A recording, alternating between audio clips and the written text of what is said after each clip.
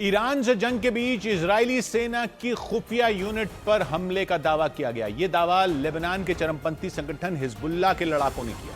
उन्होंने इजरायल की यूनिट 8200 को चोट पहुंचाने की हुंकार भरी। यूनिट 8200 को बेहद खतरनाक माना जाता है। दावा है ईरान के पिछले सुप्रीम लीडर आयतुल्लाह अली खामनई पर हमले की साजिश में इसने बेहद अहम भूमिका निभाई थी। यानी इजरायल की यूनिट 8200 ने ईरान को सबसे तगड़ी चोट पहुंचा दी। आयतुल्लाह अली खामनई को जंग के पहले ही दिन मौत के घाट उतार दिया गया था। इसी बात से लेबनान में मौजूद हिजबुल्लाह के लड़ाके भड़क गए थे। उन्होंने खामनई की मौत का बदला लेने की कसम खाई और इजरायल पर हमले शुरू कर दिए। बीते 13 दिन में उन्होंने इजरायल के अलग अलग इलाकों पर दर्जनों मिसाइलें और ड्रोन बरसाए।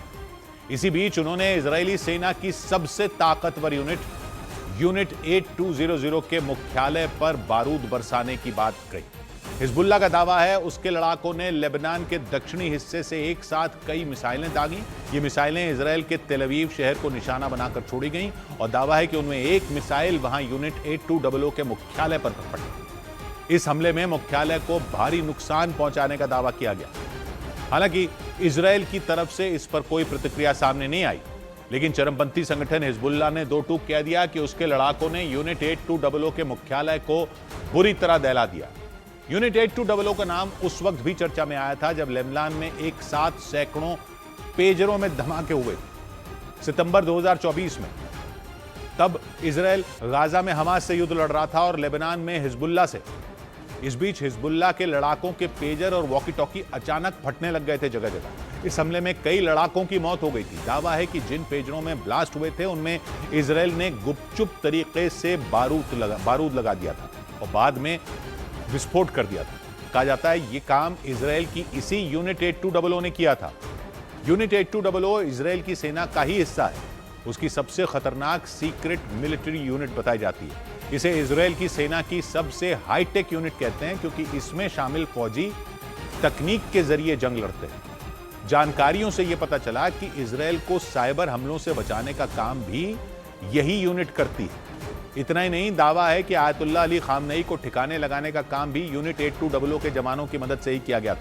माना जा रहा है कि इसीलिए हिजबुल्लाह ने यूनिट 8200 को अपना सबसे बड़ा दुश्मन मान लिया और उसके मुख्यालय पर बमबारी कर दी। उधर ईरान से युद्ध लड़ रहे अमेरिका को उत्तर कोरिया की तरफ से चेतावनी दे दी गई। चेतावनी उत्तर कोरिया के शासक किम जोंग उन की बहन ने दी। उन्होंने अमेरिका ही नहीं बल्कि दक्षिण कोरिया पर भी अपना गुस्सा निकाला। दक्षिण कोरिया और उत्तर कोरिया एक दूसरे के पड़ोसी हैं। दोनों की आपस में लड़ाई है, दुश्मनी चल रही है दशकों से, लेकिन दक्षिण कोरिया के साथ अमेरिका खड़ा है, वो उसका सहयोगी है। और ईरान से चल रही जंग के बीच ही अमेरिका ने दक्षिण कोरिया की सेना के साथ मिलकर एक ड्रिल शुरू कर दी। यानी एक तरफ तो अमेरिका पश्चिम एशिया में जंग लड़ रहा ईरान से, दूसरी तरफ वो युद्धाभ्यास करने में भी जुड़ गया।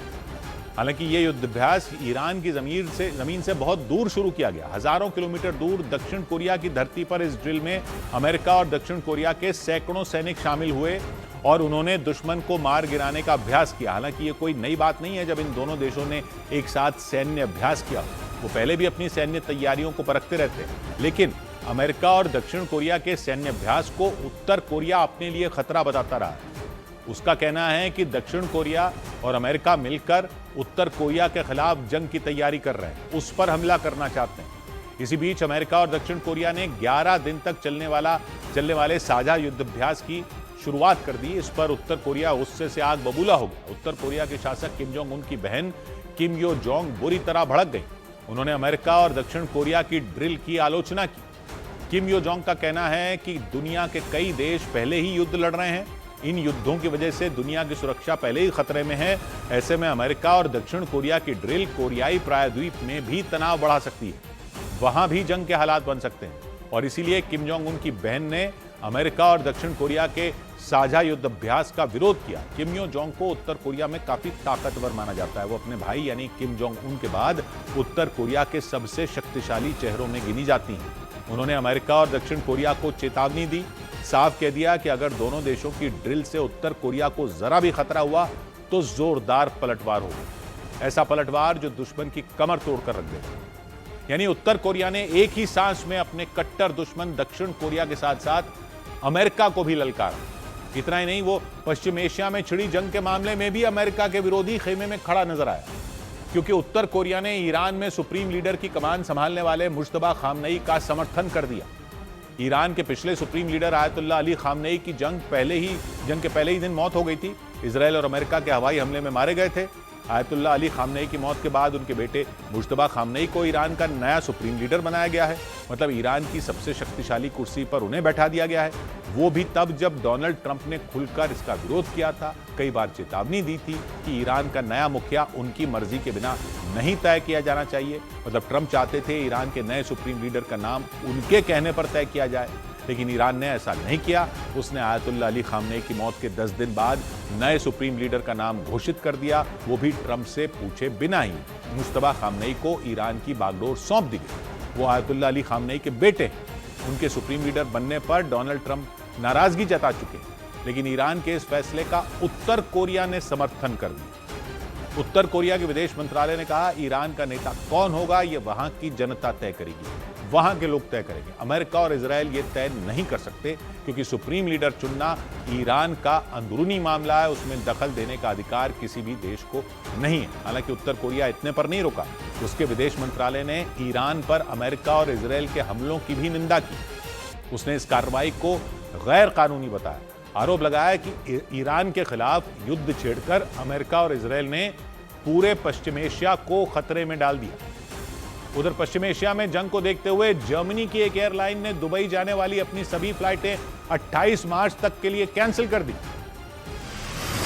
पश्चिम एशिया में छिड़ी जंग के बीच जर्मनी की लुफ्तांजा एयरलाइंस ने यूएई के दुबई जाने वाली अपनी सभी फ्लाइटें 28 मार्च तक के लिए रद्द कर दी। ये फैसला इसलिए लिया गया क्योंकि युद्ध के दौरान दुबई एयरपोर्ट को कई बार ड्रोन और मिसाइलों से निशाना बनाने की कोशिश की गई।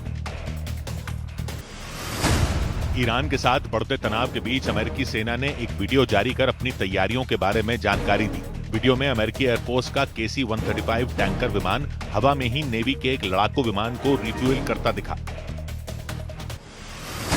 अमेरिका के रक्षा विभाग के मुताबिक ईरान के साथ जंग के पहले 6 दिनों में ही अमेरिका को करीब 1130 करोड़ डॉलर यानी भारतीय रुपयों में 1 लाख करोड़ से ज्यादा रुपयों का खर्च उठाना पड़ा। सैन्य अधिकारियों ने यह जानकारी अमेरिका के सांसदों को दी।